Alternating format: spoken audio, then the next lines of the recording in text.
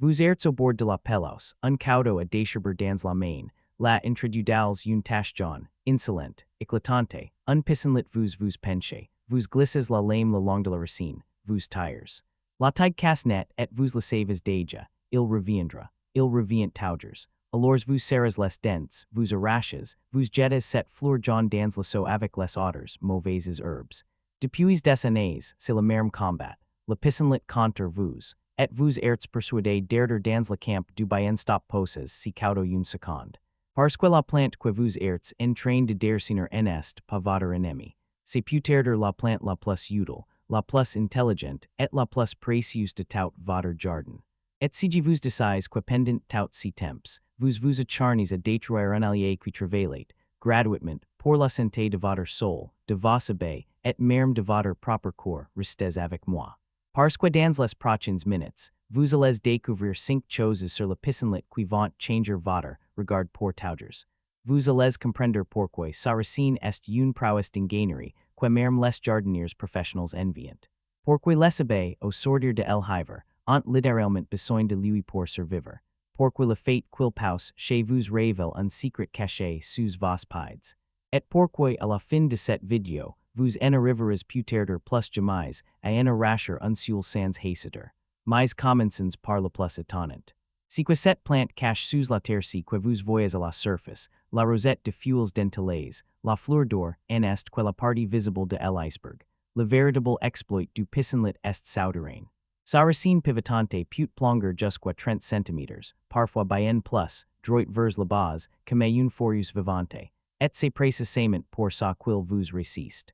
Quand vous cassez la tige, le moindre fragment de racine oubliée dans le sol est capable de régénérer une plante entière, si n'est pas de l'enterrement. C'est une stratégie de survie brillante, affinée sur des millions d'années mais cette racine n'y fait pas que résister. Elle travaille, en s'enfonçant profondément, elle perce les sols compactés et durcis que vos plantes de surface n'y peuvent jamais atteindre. Elle crée des galeries, des canocs, par lesquels elle et l'air redescendent en profondeur. Le pissenlit est un labor vivant, et si n'est pas tout. Au bout de cette racine, la plante puise des minéraux en feuilles, du calcium, du potassium, du fer, quel fait remonter jusque dans ses feuilles. Quand ces feuilles fainent et se décomposent en surface, elles redéposent ces nutriments là où vos autres plantes peuvent enfin en profiter. On appelle ça une plante, pompe à minéraux. Le pissenlit enrichit votre sol gratuitement, et attendez de voir ce qu'il fait pour les insectes sortis de terre et remontez vers la fleur. Cette terre jaune n'est pas une simple fleur, c'est une invention d'une ruse spectaculaire. Ce que vous prenez pour une seule fleur est, en réalité, une réunion de centaines de minuscules fleurons, serrés les uns contre les autres, chacun capable de produire sa propre grain. Une seule terre de pissenlit peut donner prise de 200 grains, et voici la tour de magie. Le pissenlit n'a même pas besoin d'être fécondé pour s'y reproduire. Grâce à un processus appelé apomaxie, il peut produire des grains qui sont des clones parfaits de lui-même. Chaque pissenlit que vous arrachez peut donc en engendrer des centaines d'autres, génétiquement identiques, sans l'aide de personnes ces grains, vous les connaissez. Ces petites aigrettes duveteuses que les enfants soufflent en faisant un vol. Chacune est équipée d'un minuscule parachute d'une efficacité que les ingénieurs en aérodynamique étudient aujourd'hui sérieusement. Si parachute crée un tourbillon d'air stable au-dessus de la graine, une boule qui la maintient en vol et lui permet de parcourir, parfois, plusieurs kilomètres portés par le vent. Le pissenlit n'y s'y contente pas de pousser. Il colonise, avec une élégance mécanique que la nature a mise des millénaires à perfectionner. Mais tout cette biologie n'y serait rien si elle n'y rendait pas un service vital à tout un écosystème. Et c'est là que ça devient crucial imaginez la fin de el hiver. Le Freud recule, mais presque rien n'y fleurit encore. Pour une abeille qui sort de la ruche affamée, c'est un dessert. Et là au milieu de cette dessert, une tache jaune. Le pissenlit est l'une des toutes premières sources de nourriture du printemps. Il offre la foise du pollen, et du nectar au moment précis où les pollinisateurs en ont le plus désespérément besoin. Abeilles, bourdons, papillons, siefs, des dizaines d'espèces dépendant de ces premières fleurs pour reconstituer leurs forces après les mois de froid en arrachant systématiquement les pissenlits de votre pelouse. Vous supprimez, sans le vouloir, un garde-manger essentiel un moment charnière de l'année. Voilà pourquoi tant d'apiculteurs et de naturalistes supplient aujourd'hui les jardiniers de laisser fleurir leur gazon au printemps, ni s'arrêter que quelques semaines, si n'est pas de la négligence. C'est un geste qui peut faire la différence entre une colonie de baies qui prospère et une colonie qui s'effondre. Mais peut-être quasi instant, une petite vous dit.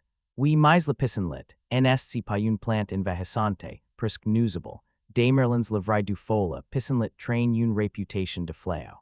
On l'accuse de tout for les peloses, de tout envahir, d'être une plante inutile et agressive. La vérité est bien plus nuancée. Le pissenlit n'est rien du tout.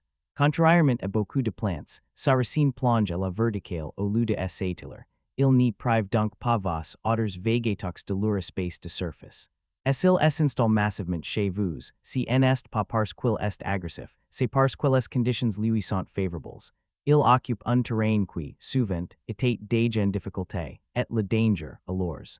Aucun le pissenlit n'est pas toxique. Il est mermentièrement comestible de la racine à la fleur. Ses fuels, riches en vitamins A, C, K, en fer et en potassium, si mangent en salade depuis des cycles. Ses fleurs se transforment en une gelée durée qu'on surnomme miel de pissenlit. Sa racine torréfiée fait un substitut de café. Loin d'être une menace, c'est elle une des plantes sauvages les plus nourrissantes qui poussent spontanément chez vous. La seule précaution, ni récoltes que des plantes qui en ont pour être traitées aux pesticides. Mais il y a encore une chose que le pissenlit essaie de vous dire, un message que presque personne ne sait lire la présence massive de pissenlits dans votre pelos n'est pour un hasard. C'est un signal, ces plantes prospèrent particulièrement dans les sols compactés, tassés, appauvris. Là où la terre est durette manque d'air, là où l'herbe peine à s'enraciner, le pissenlit lui s'épanouit, parce que sa racine-foreuse est justement faite pour ces terrains difficiles. Autrement dit, quand votre gazon se couvre de pissenlits, la plante ne vous agresse pas, elle vous prévient. Elle vous dit que votre sol est fatigué, tassé, qu'il manque de vie d'aération, et non seulement elle vous prévient, mais elle tente de réparer. Chaque racine qui s'enfonce ameublit un peu plus la terre, y ramine de l'air, y remonte des minéraux. Le pissenlit est à la fois le symptôme et le remède. Arrachez chaque pissenlit sans comprendre ce message, c'est comme atteindre le voyant de l'alerte du tableau de bord sans jamais ouvrir le capot. Le vrai problème, le sol compacté, reste entier. Alors, plutôt que de mener une guerre sans fin, que direz-vous de prendre un fin à cohabiter avec lui, la bonne nouvelle, c'est que vous n'avez pas choisir entre un jardin parfait et un jardin vivant. Commencez petit, réservez un coin de votre pelos, un simple carré, que vous laissez fleurir librement au printemps, si sera votre garde-manger à abeilles. Si l'abondance de pissenlits vous dérange vraiment, ne les combattez pas la lame, traitez la cause. Aérez votre sol, décompactez-la, nourrissez-la de compost. À mesure que la terre rétrouvera sa vie, les pissenlits reculeront d'humeurs, tout simplement parce qu'ils n'auront plus de terrain à conquérir pourquoi ni pas les inviter à votre table. Cueillez quelques jeunes fuels pour une salade, faites infuser la racine, transformez les fleurs en gelée dorée. Vous cesserez alors de voir une corvée pour découvrir une ressource. La coexistence ici ne demande aucun effort héroïque, just un changement de regard revenez maintenant au bord de cette pelos, le caudo taugers à la main, cette tâche jaune introduidals en apachengue. C'est vous qui avez chengé, vous n'y voyez plus une mauvaise herbe interte, vous voyez une foreuse qui répare votre sol, une pompe qui en fait remonter les minéraux, un refuge pour les premières abeilles du printemps, un garde-manger comestible, et un messenger qui vous alerte sur la santé de votre terre. Vous voyez finalement, une des plantes les plus généreuses et les plus mal-aimées qui sont alors, cette fois, vous relevez la lame, vous laissez la fleur là où elle est. Et pour la première fois depuis des années, vous la regardez vraiment tête vous, et vous déjà rencontré cette petite fleur d'or dans votre jardin, et maintenant que vous connaissez ses secrets, la regarderez vous encore de la même façon. Dites-le moi en commentaire.